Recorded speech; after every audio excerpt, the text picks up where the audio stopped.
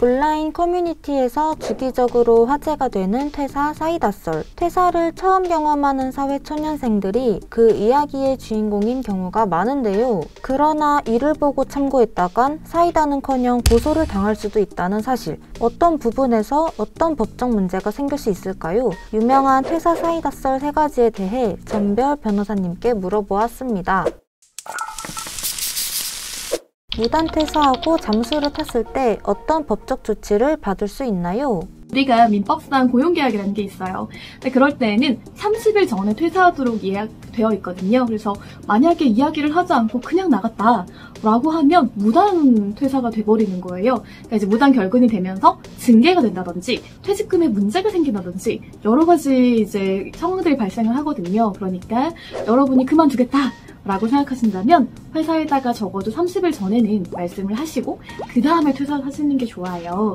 두 번째로는 자신의 작업 파일 혹은 회사 나스에 백업된 파일을 지우거나 암호를 걸고 퇴사했을 경우 어떤 법적 조치를 받을 수 있나요?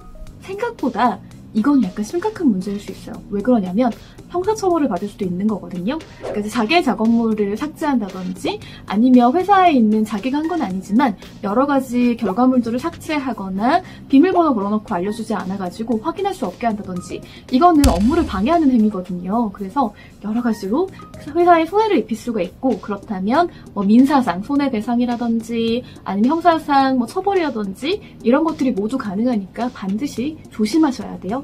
해리포터에 나오는 짐요정 도비. 굳은 일을 도맡다가 끝내 자유를 얻어 퇴사자에게 비유되곤 하는데요. 만약 컴퓨터 배경화면을 바로 이 도비로 바꾸고 퇴사하면 문제가 될까요?